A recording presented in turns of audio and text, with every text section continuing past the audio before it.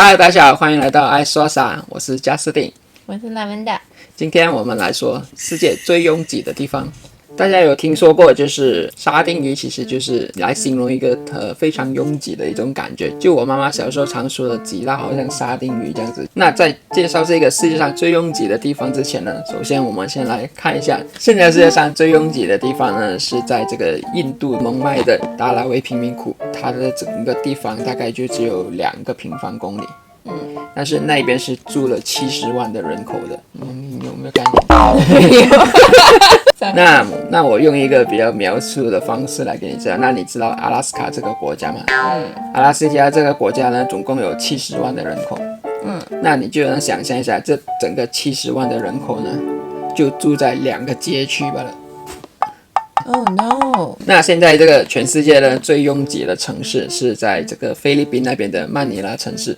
那它那边的人口密度呢，是每一个平方公里呢有47000个人住在那边，很多哎。这么挤，根本站不完吧？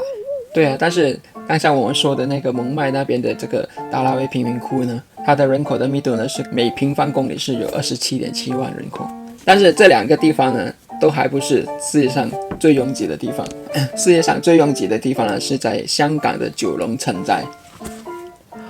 这个是在印度，在香港。对，它是在香港，但是现在这一个地方已经不存在了，已经被推倒了。它有多拥挤呢？在它的最高峰的时候，当时是有5万的人口居住在这个九龙城寨的。听起来5万的人口是好像很小，但是它这整个九龙城寨的占地只有6.5英亩的地皮。所以呢，这个九龙城寨呢，它的人口密度呢是达到了每平方公里有190万的人口居住在那边。刚才的印度贫民窟是27.7万，这个是190万，足足比这个达拉维贫民窟多了6倍。那这来做一个对比哦，我有一个朋友，他是在我们澳洲这边，他是有一个农场，他就住在农场那边的。那他的农场的整块地呢，就占地了6.5英亩的地。那他呢，就是一家3口就住在那个6.5英亩的农场，而同样大的地皮6.5英亩，在这个香港九龙城寨却是住了5万个人的。那这个九龙城寨里面大概是有300多栋的这个住宅楼，它整个建筑的风格都是非常特殊，但是有一个特别需要强调的点是，这些楼呢最高呢也是盖到14层楼。那为什么会有这个14层楼的特点呢？我稍后会再解说。那么首先呢，我们先来做一下这个时光隧道，来看一下这个九龙城寨的历史吧。那这个九龙城寨呢，从这个中国的宋朝开始呢，那边就有了一块盐场。那盐在当时以前的中国呢，是属于一个监控的食品来的，所以当时以前的中国政府呢，就派了他们的官员，就在这个九龙城寨那边呢，盖了一个官府宅。就这个官府宅就有点像是现代的这种办公室这样子吧。那后来到了1842年，就是中国的清朝时代呢，那中国当时跟英国呢发生了这个鸦片战争嘛，然后这个中国呢就败给了这个英国，所以他们就被必要去割让了这整个香港给英国。那但是呢，当时的中国清朝政府呢，就跟这个英国说，你看我都把这整个香港这么大块的地给你了，那我还是想要保留这整个九龙城寨。就中国当时清朝的人就对这个九龙城寨特别的情有独钟嘛。但是英国人他们是肯定是不愿意的，那他们就派兵去攻打九龙城寨，把驻守在那边的清朝官员跟清兵都赶走。但是那个清朝政府他们还是没有放弃，所以呢，他们又通过了一些别的手段呢，又把这整个九龙城寨给抢回来。那后来呢，这个英国政府他们也就放弃要去跟这个中国去争夺这个九龙城寨了。那后来这整个清朝倒台了之后呢，中国那边也没有人真正的要去有空去管理这整个九龙城寨了。所以九龙城寨呢，名义上呢是属于中国的一个外废地，但是呢，他们中国政府后来都没有真正的去管理这个九龙城寨。然后呢，就慢慢的这整个九龙城寨就变成了一个叫做三不管的地方。什么叫做三不管的地方？就是它是香港政府管不了的一个地方，然后英国他们呢就不想管这个地方，因为对英国来说，我就只管香港了。那这个九龙城寨虽然是在香港，但是它不归我的，我也不想要去管。然后在中国呢，它就不能管，因为它就是隔着了这样子的整个香港，它每次如果要派人过来，这些东西都很麻烦。所以这个九龙城寨呢，就因为这个特殊的原因呢，就变成了一个三不管的地方了。那为什么中国就硬硬就是要对那个九龙城寨？可能他们以前有什么龙鬼宝地吧，这些地方。龙头断了耶，因为它没有连着啊。如果你讲宝地。那就是因为这一个九龙城寨变成了一个三不管的地方呢，那它慢慢的就衍生出了一个人类社会学上的一个奇特现象。那在世界第二次大战之后呢，由于这个九龙城寨的这个特殊的没有政府管理的状态，所以呢，当时中国尤其是华南区那边呢，就有很多的难民涌入到了这个九龙城寨了。那这个地方慢慢就变成一个犯罪的温床了，就有很多的这些犯罪集团都在这边开始成长起来。然后在九龙城寨呢，你也看到会有很多这些像色情行业啊、赌博行业啊、贩毒啊，都是在这个九龙城寨里面。变天堂了，变这个犯罪天堂的感觉，因为政府管不了嘛，所以你要在里面做什么都可以的。那这些人他们就这样子跑过来九龙城寨，那他们的住宿问题怎么去解决？就是不断的往上盖。你要懂的，就是因为他们没有政府嘛，所以那边的人盖房是没有经过任何的城市规划的，所以呢，他们就乱盖嘛。所以你能够看到，就是你看那些楼里面都是密密麻麻的，然后很多的大部分里面的房子呢都是没有窗口的。其实生活在那边呢，就有一种很黑暗的感觉，因为在那边住的人呢，他们是好像我认识你。就是你是我的楼上的邻居，但是呢，就因为我跟你都有来往嘛，有时候你会煮饭给我吃，有时候我会煮点东西给你，那他们就觉得整天就爬楼梯很麻烦。那他们为了方便，就是我认识你了嘛，大家老相好，就是在我跟你这边的房子呢打个洞，然后就做成楼梯。做成楼梯还是送餐的？就变成你爬上来找我也方便，我下去找你也方便，但这就只有我跟你之间。可能就另外2户他们也发生是这样子，但是不是一个有规划的，所以就是变成特别的乱，然后特别的拥挤。打个洞不会倒吗？就不会倒很神奇的就是他们就不会倒。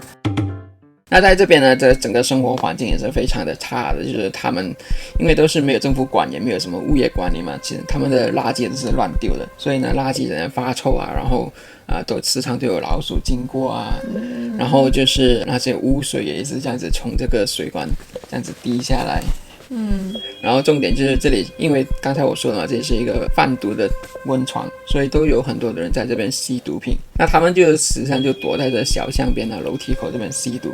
就当时的居民有时候他们也是说的，就有时候这样子经过小巷，然后不小心踢到东西，原来就是踢到一个道友，就是一个吸毒的人，可能他是死了，可能他是晕过去了。大家可能会很好奇嘛，就没有政府管那他们那边的电路到底是怎么样的电线？那很简单嘛，就大街上，就在街上不是还有那种电线杆的嘛？那电线杆他们就从那边拉线，所以在那个九龙城寨里面的大部分的楼呢，时常都发生跳电的情况的。有可能就是你有电，他没有电，大家都住在同一栋楼。那你可以看到，有时候就是我家没有电了，我就把那个我要用的这个电器的插头接驳到去你的家的插头那边。那不用缴费吗？就都不缴费。那在那边呢，那水是怎么管呢？水呢，那边就只有8个公共水龙头，你自己家的那个水龙头呢，你是不懂几时会有水来的，所以那边的大部分居民呢，都是拿着水桶，然后去到那个公共水龙头那边呢去拿水，然后再搬位上去的。而不单止这样子，在60年代、70年代的时候呢，香港呢，他们的经济快速的发展嘛，那经济快速的发展就会需要到很多的一些工厂之类的东西。而当时的香港呢，很多的企业呢，就是看中了这个九龙城寨，它是没有政府管的，尤其是食物产品，你在那边做你的工厂的食物产品呢，是不需要通过这个香港的卫生法的。所以当时香港很多的一些食品加工工厂企业就在这个九龙城寨这边设立了他们的工厂。香港不是很喜欢吃那种鱼蛋这种不宰狗，这些都是在这个九龙城寨这边产出的。不会食物中毒。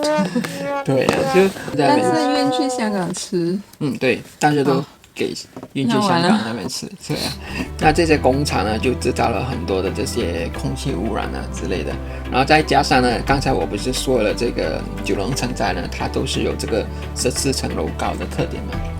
那为什么会有这个特点呢？是因为这个九龙城寨呢，离以前那个香港的国际机场启德机场非常的靠近了，所以呢，每一天呢都会有很多的飞机从这个启德机场起飞和降落了嘛。那在这个飞机起飞和降落的时候呢，他们都会直接划过这个九龙城寨的上空的，所以就是如果他们再盖高多一层的话呢，这个飞机基本上就是会撞上这一个楼的。那些九龙城寨的居民呢，尤其是小孩子，他们就特别喜欢到这个楼顶那边去玩耍的。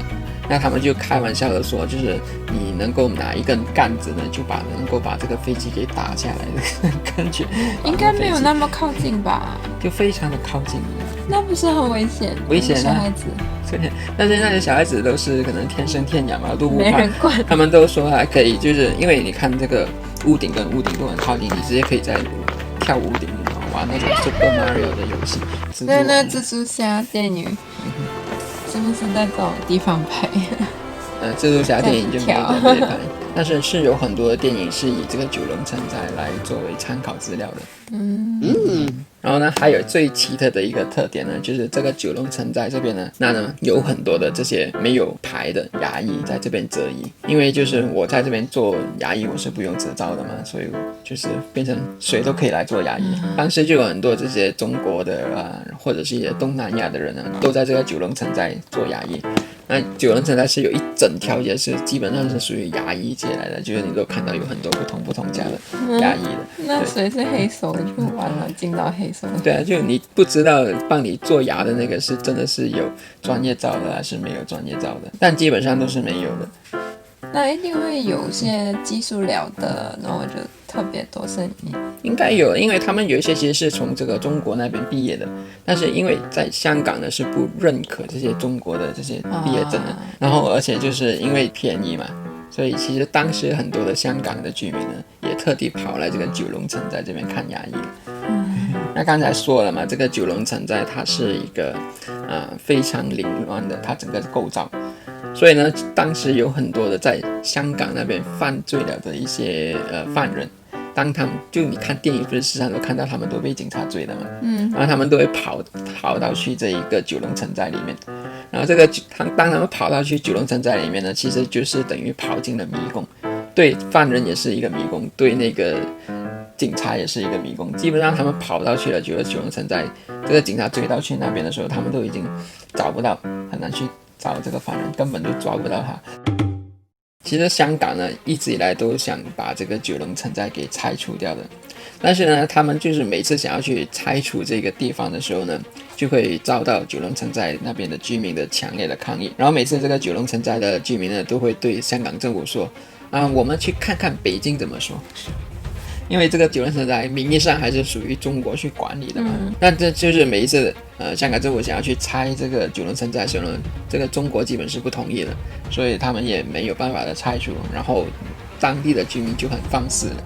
那么在80年代尾的时候呢，这个英国政府因为他们就知道他们即将要把香港归还给中国，因为签了合约。就当时他们中国鸦片战争是说要把这个香港交给英国管100年嘛，那这个英国呢就必须要在这个97年的时候把香港归还给中国。那这些英国人呢就特别爱面子，他们就不想要再归还香港给中国的时候呢，感觉就是有一个东西在拖后腿丢他们的面子，因为这整个九龙城寨里面是一个就是整个犯罪集团的温床，所以他们就是想要把这个九龙城寨给拆除了。那他们就跟这个中国那边去协商，要不要我去把这整个九龙城寨给你去拆除，然后再去帮你盖个公园这样子。那这个中国后来也就同意了。那九龙城寨呢那边的居民呢，虽然呢是说那些生活条件是这么的差，这么的恶劣，但是其实住在那边的居民其实是他们就完全没有想要就是要搬离九龙城寨的那个意愿。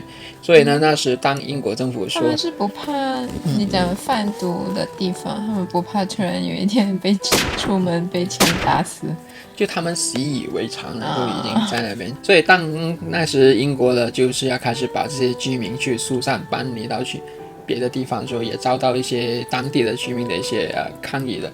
但是因为都是有做赔偿嘛，也有给他们安排一些公务在香港的一些别的地方住，所以呢其实大部分都愿意搬走，当然是还是有少部分的人是抗议了。那经过了这些漫长的拉锯战，当然有些居民还是以暴力行为来就是抗议，但是到最后呢，全部九龙城寨居民都还是给安顿了去一个别的地方去居住了。那这个九龙城寨呢，也就在1993年的时候呢，正式被拆除。那这个九龙城寨呢，虽然是被拆除了，但是它的整个精神的文化呢，并没有被拆除，已经被世人遗忘。反而这个九龙城寨呢，是因为它被拆除了之后呢，就引起了更多人的对这个地方的关注。那刚才不是说这个整个九龙城寨它的整个文化对后人的影响很大嘛？包括在很多的一些电影作品呢，其实都是以这个九龙城寨来作为背景的。包括那个电影《Ghost in the Shell》还有《Blade Runner 2049》，里面整个城市的构造都是像九龙城寨这样的密密麻麻的。然后还有呢，就是有很多的电影呢，其实是都直接要把这个九龙城寨给还原的。包括香港一些电影叫做追龙，TVB 的一个电视剧《城寨英雄》，还有一个就是特别有名的周星驰那套功夫。里面呢，他那里面那些包租婆，里面他们住的那个整个环境，那是九龙城寨，它就是以那个九龙城寨的那个概念来还形。而且这个它还不止影响这些电影的拍摄，它连游戏的开发都有受影响。有一个游戏叫 Call of Duty， 就决胜时刻，它里面我懂那个Call of Duty， 它有一个章节呢，其实就直接就说他们必须要去到这个香港去救一个人质。然后呢，就在那边呢，直接是在这个九龙城寨的屋顶那边拍摄枪，就有发生很多激烈的枪战。还有一个去年非常出名的一个灵异游戏，叫做《赶鬼实录》。这个整个游戏的背景呢，是在九龙城寨里面。就话说九龙城寨里面呢，就是有鬼，然后你就是要去里面探险之类的东西。然后呢，还有一个最重点的就是，在日本的这个三崎市那边有一个整个这个游戏厅呢，就是以这个九龙城寨来做这个设计背景的。它里面的所有的装饰呢，都是还原了这整个九龙城寨的。好酷哦！对，现在这个游戏厅呢，很可惜的就是已经结束营业了。它在2019年11月的时候结束营业，就听说是跟那栋楼的这个地主有这个争执，谈不拢，所以就是结业了。那这一个游戏厅呢，其实是由日本的一个叫做吉田一郎的人，他去所开发的。那这个吉田一郎呢，在日本是一个蛮有名的政治家，但他其实呢是曾经在九龙城寨里面住过几年的。对，就大家可能会觉得九龙城寨这个这么恶劣的地方，可能就是没有什么嘛社会名人会从那边成长。但是呢，就是英雄莫问出处嘛。对，其实这个九龙城寨呢，其实有好几个名人呢，他们都是有在那边度过他们的人生的好几年的，或者是他们童年是在那边成长的。其中包括香港一个非常著名的演员叫林家栋。我懂他。他这个还好吧，不会很出名。对，就是他有一阵子挺红的。就是林家栋还有另外一个非常有名的。他叫做杜琪峰导演，窦启峰导演。就杜琪峰，他都非常出名的电影都是以枪战警匪片为主。那其实呢，他很多的，其实他说的这些什么警察追逐场面的灵感，都是从他小时候的这些记忆，这样子重新再去构造的。对，肯定啊，因为天天看，习以为常。还有一个我妈妈非常喜欢的风水师，他就是苏明峰。2021年牛年生肖运程。所以呢，就是然后呢，也那里的情景学会了风水吗？这个我不太清楚。所以在整个九龙城寨，它里面的这些段段的一些每一个回忆呢，都是对那些曾经在那边成长的人呢，是属于一个非常宝贵的回忆来的。那对我们这些还没有去过的人呢，可能他的文化呢，还到今天呢，还是深深的在通过媒体不断的在影响着我们的。我觉得最经典的就是这个飞机划过这个九龙城寨上空的那个经典场面。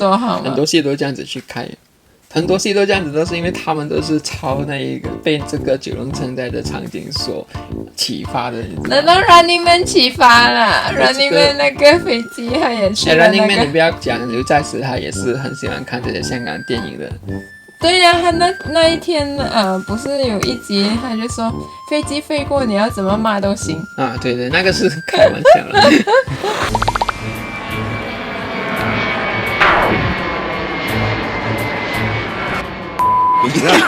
加了。